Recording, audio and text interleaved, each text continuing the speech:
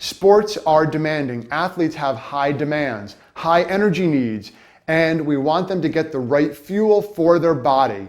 And that is key. Again, it comes down to quality, it comes down to quantity as well. The combination between those two is what will allow an athlete to perform at their peak, and that is the goal. Now, there's another step to this. One step further, looking at nutrient timing. And this is what we talk about pre, during, and post-workout nutrition. This is a really hot topic in the world of nutrition in general. So one, we want athletes to eat something before they're active.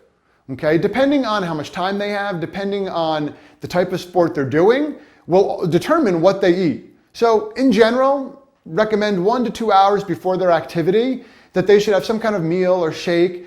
Should be higher in carbs, lower in protein, lower in fat, because protein and fat take longer to digest.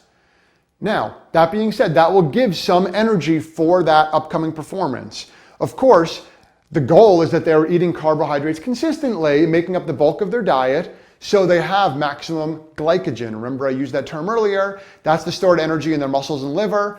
And then this will help come to top their stores, that pre-workout meal. Now, depending on their sport, even right before they go out and perform, they might need even a couple sips of a sports drink or something even higher energy. And I'll give you an example. So a few years ago, I competed in the Ironman. Certainly a high level activity. And this is, again, a little bit more extreme. I was now going to be active for many, many hours on the day of the Ironman. Well, I woke up about 2 hours before the event. I remember exactly what I had: a bowl of oatmeal, had raisins, had cinnamon, had a banana, and had some milk and a little bit of protein powder in it. About 2 hours, that was about 2 hours before I was going to start swimming, the first event of the triathlon. Well, then on the way to the actual course, I remember having a higher carbohydrate bar. Again, remember now, this is a very, very high. I was going to be active consistently for the next 12, 13 hours. This is a little extreme, but I'm just giving an example.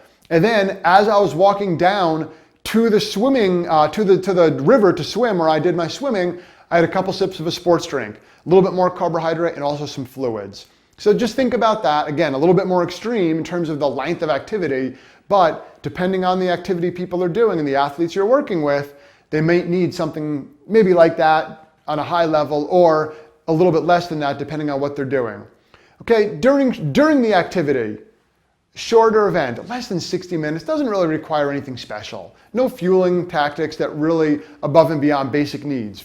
Hydration and water for sure. Maybe a sports drink if it's hot out and they're sweating a lot, but they don't specifically have carbohydrate needs unless they're in a consistently active, running around, sprinting, soccer, basketball, sports like that. But in general, water is sufficient. And then after, they need to replenish their glycogen. Remember, I used that term now a few times. It's the energy stored in their muscles and liver. Now, most current research shows they don't need to replenish it immediately, depending on the athlete. If the athlete is training several times a day, 2 days, 3 a days, depending on training. Again, when I swam in high school, sometimes we had 2 a days. When I worked with some pro football players, they had 2, usually 3 times a day training.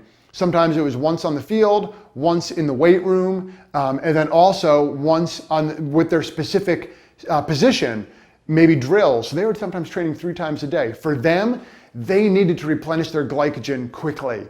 So it was very important for them to replenish that glycogen immediately and get some type of carbohydrates in their system soon after exercise. For most people, depending on who you're working with, it's the average weekend warrior training a few times a week. They don't have to focus as much on that immediate post-workout meal because research has shown that if you have a consistent quality diet over the next 24 hours after training, again, meaning you're not training again, you will be able to replenish and maximize your glycogen stores. Think about glycogen like fuel in the gas tank. You're topping off your car with the gas, or you're topping off your muscles with the glycogen, with the carbohydrates. So think about that when you're talking to athletes and thinking about this to help explain it to those you work with.